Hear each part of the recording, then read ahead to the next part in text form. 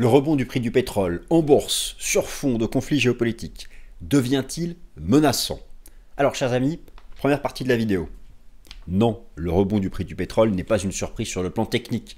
D'ailleurs, nous l'avons vu ensemble dans une édition du Fast and Forex il y a 3 semaines. En mettant de côté la géopolitique, il pouvait y avoir exactement ce type de rebond du prix du pétrole en bourse. Deuxième partie, le rebond du prix du pétrole est-il une menace, c'est-à-dire menace-t-il de relancer à la hausse le taux d'inflation nominale? D'ailleurs, ce jeudi est mise à jour l'inflation CPI aux États-Unis avec une composante nominale et une composante sous-jacente. Quel est le risque? À partir de quel prix pour un baril de pétrole, le prix de l'or noir menace-t-il de relancer l'inflation? Vous imaginez? Alors que les banques centrales pensent l'avoir vaincue. Troisième partie, on se projette sur 2025. Il y a énormément de facteurs qui devraient plutôt créer des pressions à la baisse sur le prix du pétrole, et en particulier du côté de l'offre de pétrole, du côté de la production.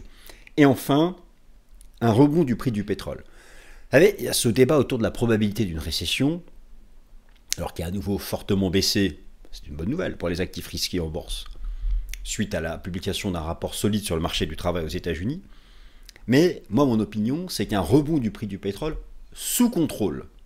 Il y a une différence entre un rebond du prix du pétrole hors de contrôle, pour un fait géopolitique, et un rebond du prix du pétrole sous contrôle, qui est en fait un baromètre qui indique que l'économie mondiale n'est pas en récession. Ce sera la quatrième partie de cette vidéo, c'est parti.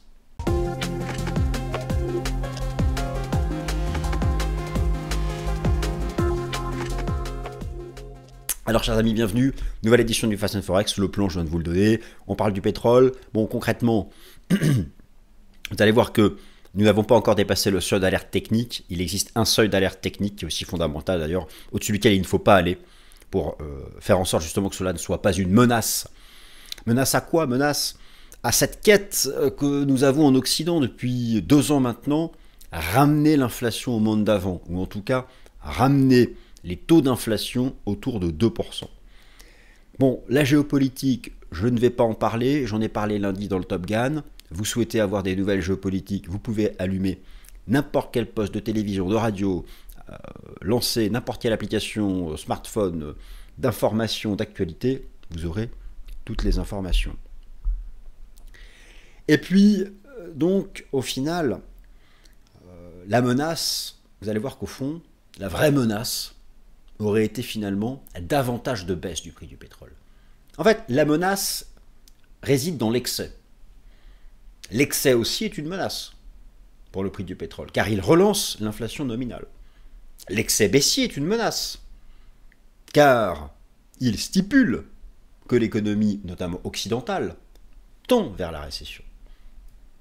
L'excès est une menace. Je vais en lien direct avec l'actualité géopolitique du moment, parce que bon, technique ou pas technique, effectivement, le rebond sur le support technique, d'après moi, aurait eu lieu quoi qu'il arrive, mais l'amplitude du rebond a été... Il y a un facteur géopolitique qui a énormément contribué. Les 4 parties que je viens de vous décrire sont ici, et donc nous passons directement à la première partie. Le rebond du prix du pétrole n'est pas une surprise sur le plan technique, n'est pas une surprise sur le plan graphique. Il était attendu, et notamment lorsque je vous ai proposé, le 18 septembre dernier, dans une édition passée du Fast and Forex, une émission dont le titre était assez explicite. Attention, le prix du pétrole teste un seuil graphique décisif. C'était avant les 200 missiles envoyés par l'Iran sur Israël.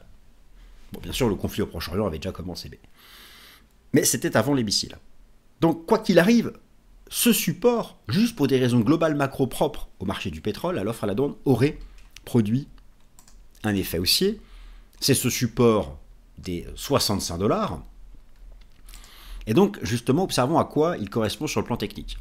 Vous avez sous les yeux un graphique qui expose les bougies japonaises en données hebdomadaires du prix du pétrole. Alors, pour être plus précis, le contrat à terme sur le WTI, le baril de brut texan, le brut américain. Voilà. Revenons un peu dans le passé, ici. Rappelez-vous, janvier 2020, la crise sanitaire se déploie massivement en Chine et arrive à la fin de l'hiver en Occident. Les 65 $ furent le prix en amont de la crise sanitaire. D'ailleurs, le pétrole était négatif. Attention, ce fut non pas le pétrole spot qui fut négatif, mais le prix ici d'un contrat futur. À l'époque, le contrat futur déployé sur avril 2020, qui fut lui négatif. Ce qui est possible sur un contrat à terme. Ensuite, le marché s'est repris, la récession de la crise sanitaire s'est terminée, les taux zéro, le soutien budgétaire, la dette publique massive, les vaccins, et nous avons retrouvé le niveau d'avant la crise sanitaire, c'est donc 65 $. Et depuis, nous nous maintenons au-dessus de ce niveau, car le niveau des 65 $, et peu importe la géopolitique, est la frontière technique entre un monde occidental en récession et un monde occidental qui n'est pas en récession. Donc, déjà d'un point de vue technique,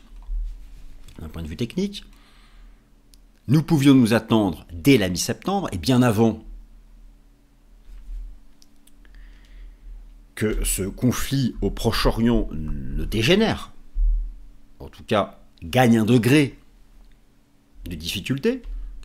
Il faut toujours peser ses mots lorsqu'on parle de géopolitique. Le rebond aurait eu lieu. Donc ce n'est pas une surprise sur le plan de l'analyse technique, et grosso modo, vous pouvez résumer l'analyse graphique du prix du pétrole d'un point de vue juste chartiste comme étant un trading range, une phase de transition latérale, un rectangle graphique se déployant entre 65 $, qui est le bord du gouffre technique, qui, si le prix passait en dessous, vraiment viendrait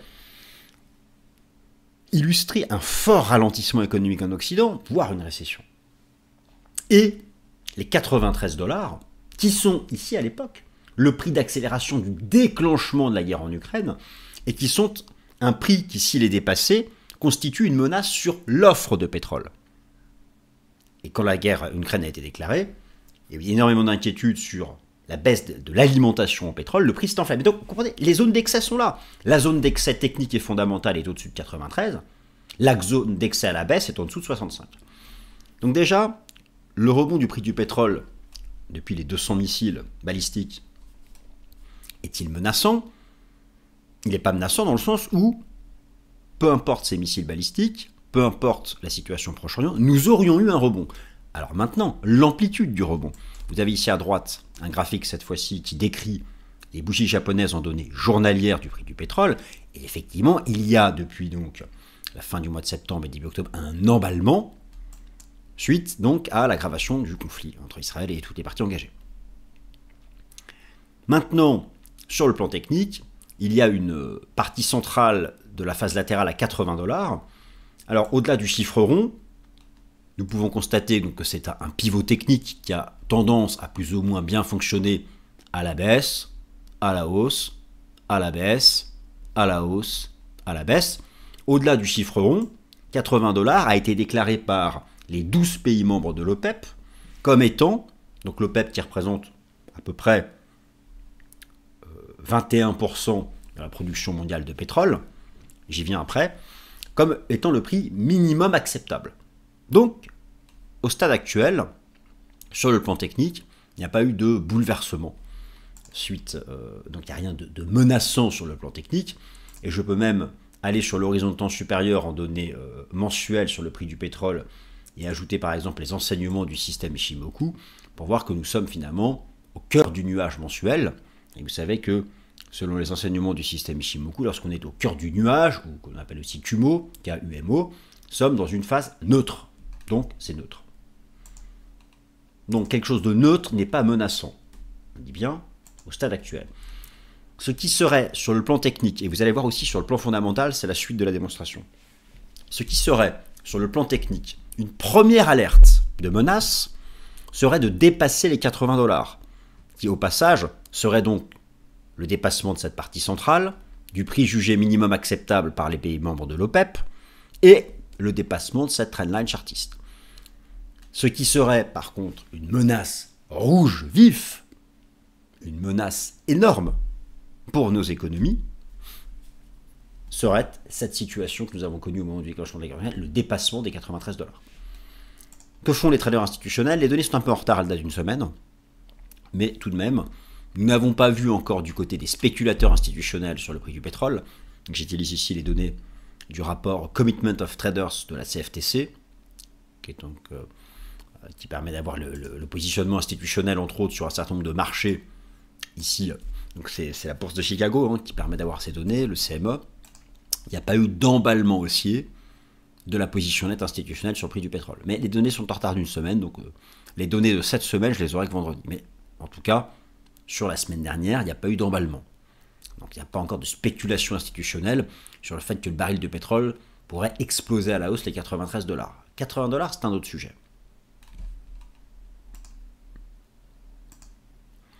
Le rebond du prix du pétrole est-il une menace à la désinflation nominale? Voilà ici donc ce qui est un vrai sujet. Sachant que vous avez donc cette semaine la mise à jour de l'inflation CPI aux États-Unis. Vous savez donc qu'aux États-Unis, l'inflation est mesurée donc par le CPI, le PPI et le PCE. L'inflation à la consommation par le CPI et le PCE étant le favori de la Fed. Alors, comment savoir si le rebond du prix du pétrole est une menace à la poursuite de la baisse des taux d'inflation nominaux? Distinguons bien l'inflation nominale de l'inflation sous-jacente. L'inflation nominale écartant donc les éléments volatiles comme le pétrole. Donc actuellement, le taux d'inflation nominale selon le CPI aux États-Unis est de 2,5. Il est mis à jour ce jeudi. Le consensus l'attend en baisse. Donc, le consensus attend pour l'inflation mise à jour ce jeudi une baisse du taux d'inflation nominale. Me direz-vous, mais pourquoi? Pourtant, le prix du pétrole a rebondi. Il faut bien comprendre comment c'est calculé tout ça.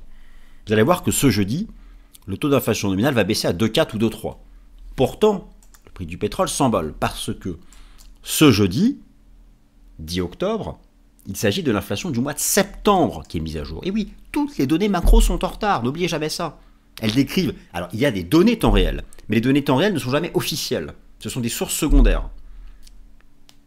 Mais la Fed, elle suit ces données officielles. Même si nous savons que ces économistes maison regardent les données temps réel, bien sûr. Bien sûr, ils sont pas aveugles, ni bêtes. Bon. Donc, l'inflation du mois de septembre 2024, c'est un delta entre le prix du pétrole en septembre 2024 et le prix du pétrole en septembre 2023. Où était le pétrole en septembre 2023? Regardez sur le graphique, il était là. Donc, en fait, malgré le rebond du prix du pétrole sur ce support des 65 dollars en lien avec l'aggravation de la situation au Proche-Orient, le delta, le taux de variation entre le prix du pétrole en septembre 2023 par rapport à septembre 2024 est largement négatif. Alors à partir de quand le rebond du prix du pétrole pourrait relancer la contribution positive du pétrole à l'inflation nominale? Déjà quelques chiffres. Le prix du pétrole représente 7 à 8% du CPI. Le prix du pétrole représente 3 à 4% du PCE. Me direz-vous, ce n'est pas beaucoup. Oui, ce n'est pas beaucoup, mais en réalité, c'est très bien que l'augmentation du prix du pétrole, l'énergie, peut ensuite ruisseler sur les autres composantes. Overall, dans le CPI, vous avez deux catégories qui comptent. La catégorie logement, là, on ne s'en soucie pas. Et celle-là est plutôt attendue en baisse ces prochains mois. Et vous avez la catégorie transport. Le prix de l'énergie, le prix du pétrole, est inclus dans la catégorie transport. Et là, effectivement, alors notamment le prix des voitures. Le prix des transports publics aussi. Donc, au final, le prix du pétrole peut agir jusqu'à 15% du calcul du CPI. C'est donc important. Effectivement, à partir de quel prix de baril la contribution du pétrole pourrait devenir positive? Parce que, je vous montre ici la composition du CPI, la contribution par exemple du gasoil, actuellement, c'est moins 10%. La contribution de l'énergie, c'était moins 4%. Donc, à l'heure actuelle, en tout cas jusqu'à début octobre, le taux d'inflation du pétrole était largement négatif. Et en fait, c'est là où c'est intéressant, on retrouve ce niveau des 80 dollars. il faut bien avoir conscience que si le marché devait passer 80 $, regardez où était le prix du pétrole en novembre 2023. Ben, il était là, sous 80 $. Donc, si en novembre 2024 on se retrouve ici, on inverse la situation, regardez.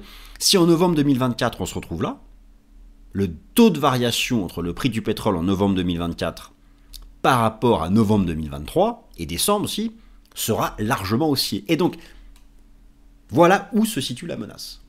Un dépassement, un breakout aussi avec fracas du niveau des 80 $ pour le baril de pétrole brut US serait, oui, une menace, car il relancerait à la hausse le taux d'inflation nominal. À un moment où les banques centrales et où la Fed vient de pivoter, cela serait une énorme mauvaise nouvelle de voir une reprise de la hausse de l'inflation nominale à cause de la contribution du pétrole. Parce que là, la Fed ne pourrait pas continuer le cycle d'assouplissement monétaire qu'elle vient de commencer. Et là, cela serait un vrai choc pour les actifs risqués en bourse. Et donc, une menace. Voilà, c'était l'objet de cette vidéo. Qui n'est pas terminée, hein. Restez là. Si vous allez voir un peu en détail Trueflation, et que vous allez... Donc, vous êtes face à Trueflation, où se trouve le pétrole? Vous le cherchez dans la catégorie transport.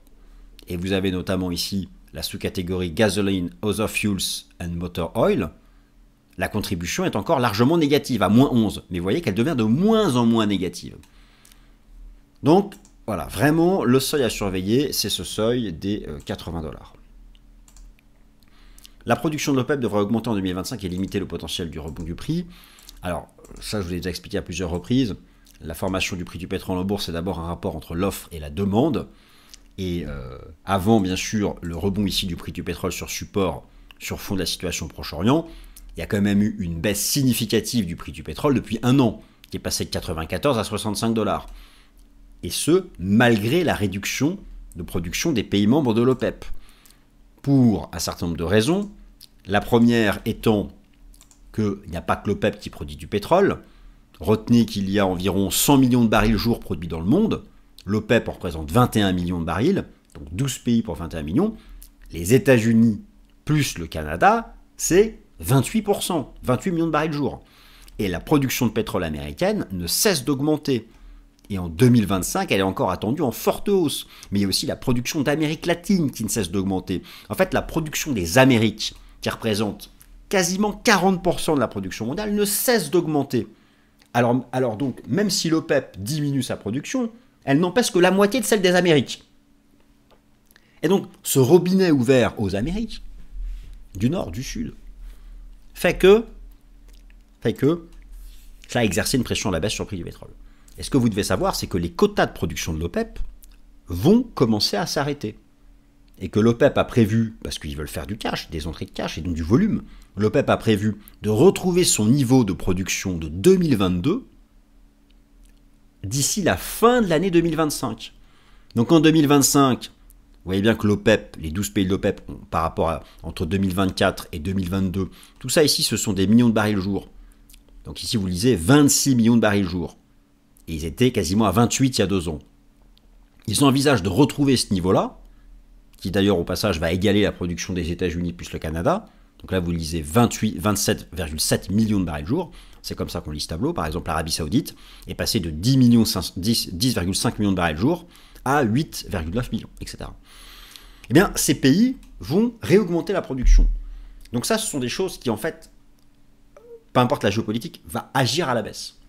Naturellement que la géopolitique fait peser un risque énorme, puisque le Proche-Orient rassemble une grande partie des pays membres de l'OPEP. Bon, donc vous avez la liste ici. L'Iran représente 3,2 millions de barils jour. D'ailleurs, l'Iran n'a pas joué le jeu des quotas, puisqu'elle n'a cessé d'augmenter sa production. C'est un vrai levier pour l'Iran. Il tire énormément de revenus du pétrole.